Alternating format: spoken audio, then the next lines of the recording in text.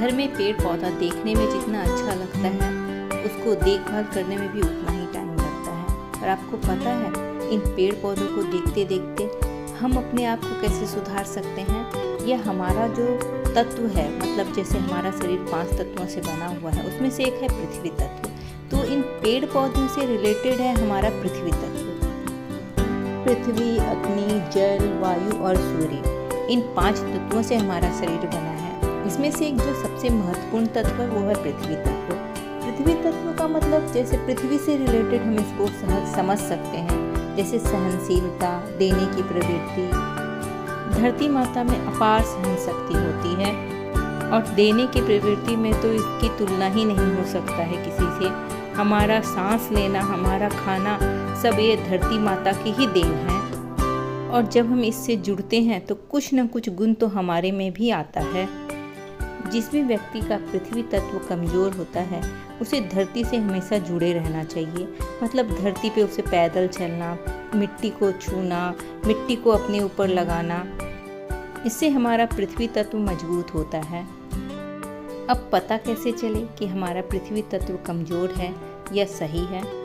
सबसे पहले तो आप अपने स्वभाव से ही तुलना कर सकते हैं कि ये सारी प्रवृत्ति आप में है कि नहीं। दूसरी, शारीरिक तौर पे यदि आप देखें तो बोन की जो प्रॉब्लम होती है और स्किन की जो प्रॉब्लम होती है, वो पृथ्वी तत्व के कमज़ोर होने से ही होती है।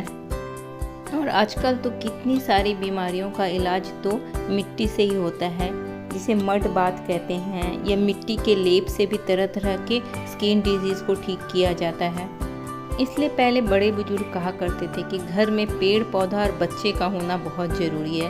पहले तो ये सारी बातें समझ में नहीं आती थी, पर धीरे धीरे अब पता चलने लगा कि ऐसा क्यों कहा जाता है। घर में लगाए हुए पेड़ पौधों की देखभाल करना तो मेरी हॉबी में है। इसमें बहुत अच्छा खासा टाइम पास भी होता है और कभी अकेलेपन का महसूस नहीं होता। मैं पेड़ पौधे के साथ हमेशा बिजी रहती हूँ। खाली पैर ज़मीन पे चलना बहुत अच्छा माना जाता है, पर ज़मीन आजकल मिलती कहाँ है। या तो हम फ्लैटों में रहते हैं और बड़े शहरों में तो खेलने वाले मैदान भी बहुत दूर दूर होते हैं, तो रोज़ मैदान में जाना पॉसिबल नहीं है। तो इसका एक ही उपाय है कि घर में कुछ घंटों के लिए बिना चप्पल के हम रह सकते हैं। और ये ज़रूरी नहीं है कि जब हमारा पृथ्वी तत्व कमज़ोर हो तो ही हम इस काम को करें। नहीं, बस ये सब करते रहने से अपना पृथ्वी तत्व ही मजबूत रहता है, शरीर स्वस्थ रहेगा। और पेड़ पौधा लगाने से घर में समृद्धि आती है। इससे यही रिलेटेड है कि हम स्वस्थ रहेंगे तो हम अपने घर की देखभाल भी अच्छे से कर पाएंगे। और आजकल काफ़ी तेज़ धूप निकल रही है, तो सारी ऊपर की मिट्टी सूख जाती है, रोज़ पानी देना पड़ता है। इससे नीचे का मिट्टी हल्का गीला रहता है, तो गुड़ाई कर लेने से मिट्टी में उलट पुलट हो जाती है। इससे पौधे का ग्रोथ बहुत अच्छा होता है। और हमेशा देखना पड़ता है कि गमले के साथ में कोई दूसरा जंगली पौधा ना निकल आया हो, नहीं तो अननेसेसरी उसकी जगह को भी वो ऑक्यूपाई करेगा और पौधों को जो हम पोषण देंगे उसमें भी वो अपना हिस्सा बना लेगा। और पुदीने की पत्ती तो आप घर पे ज़रूर लगाएं। बस एक डंठल लगाते ही ये पूरे गमले को भर देगी। इसे धूप लगती रहनी चाहिए। और ये छोटा सा टमाटर का पौधा है, 1-2 टमाटर करके इसमें से मुझे मिल ही जाते हैं। और ये मेरा सबसे फेवरेट प्लांट है, छुई मुई का पौधा। कितने भी सावधानी से इसे छुआ जाए, तुरंत इसके पौधे मुरझा जाते हैं। कभी कभी तो इसके साथ खेलने में भी बहुत मज़ा आता है। मुझे काम करते देख कबूतर भी आ गई सर्वे करने के लिए कि इतनी देर से ये कर क्या रही है। तो आपने यदि मेरा वीडियो यहाँ तक देखा और अच्छा लगा तो प्लीज़ मेरे चैनल को सब्सक्राइब कर लीजिए। और चलिए अब बनाते हैं साबूदाने का पापड़। इस पापड़ को बनाने की सबसे बेस्ट खूबी ये है कि इसमें मेज़रमेंट की कोई ज़रूरत नहीं है। रात भर मैंने साबूदाने को अच्छे से धो के भिगो के रख दिया था और अभी उससे दुगुना पानी डाल के मैं इसे गैस स्टोव पे चढ़ा दी हूँ। इसे लगातार हिलाते जाना है, क्योंकि यदि छोड़ दूंगी तो ये नीचे चिपक जाएगा। तो थोड़ी थोड़ी देर में इसे हिलाते गई। जैसे ये पकना शुरू हो जाता है तो देखिए हल्का हल्का ट्रांसपेरेंट होने लगता है। इस पापड़ को बनाते वक्त बस एक ही चीज़ का ध्यान रखना है, जब ये गाढ़ा होने लगे तो इसे बिल्कुल भी नहीं छोड़ना है, लगातार इसको हिलाते जाना है। अब स्वाद के अनुसार थोड़ा सा नमक दे दी। नमक बिल्कुल कम देना है, क्योंकि यदि इसमें नमक कम हुई तो ऊपर से चाट मसाला या नमक डाल के हम लोग खा भी सकते हैं। थोड़ा सा प्लेट में मैं डाल के देख रही हूँ कि ये कितना फैल रहा है। देखिए जितना मैंने डाला है बस उतना ही फैला, तो समझ लीजिए ये हो चुका है।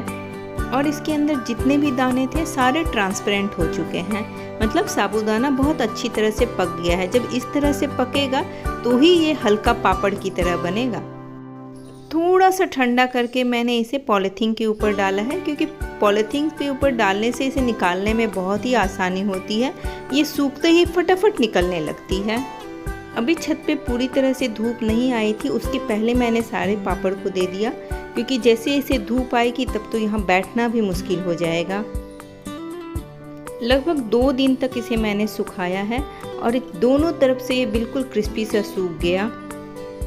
इसे सूखने में भी बहुत टाइम नहीं लगता है, 2 दिन में ये तो पूरी तरह से सूख जाती है। अब गर्मा गर्म फ्राई करके भी मैं आपको दिखा देती हूँ कि ये कितनी अच्छी बनती है।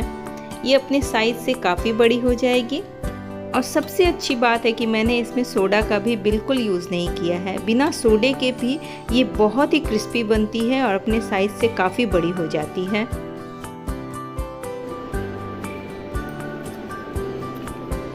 आप भी इसको बना के ट्राई कीजिए। बनाना भी आसान है और खाने में बहुत ही अच्छी लगती है।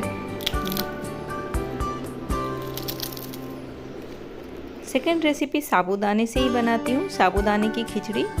इसे ज़्यादातर आदमी फलाहार में भी खाते हैं। साबूदाने को अच्छी तरह से धो के 2 घंटे के लिए बिल्कुल आधे पानी में भिगो के छोड़ दिया। जब साबूदाना फूल गई तो उसका पानी भी ख़त्म हो गया था। अब तेल में ले लिया जीरा, अदरक और मिर्ची का पेस्ट और बॉयल आलू को बिल्कुल छोटे छोटे टुकड़े में काट के डाल दिया। ऊपर से थोड़ा सा नमक डाली हूँ। साबूदाने में मिक्स कर दी भुनी हुई कुटी मूंगफली, जिसका छिलका मैंने निकाल दिया था। ऊपर से डाल दी थोड़ा सा नमक। आलू भी हल्का भून चुका था, उसमें मिक्स कर दी साबूदाना और मूंगफली को। फिर अच्छी तरह से सबको मिक्स कर ली। भूनने में 5 से 7 मिनट का ही टाइम लगता है। अच्छे से मिक्स हो गई तब ऊपर से नींबू का रस थोड़ा सा डाल दी। नींबू का डालना अपनी इच्छा पे है, चाहे तो उसको स्किप भी कर सकते हैं। ऊपर से बारीक कटा हुआ धनिया पत्ता डाल दी।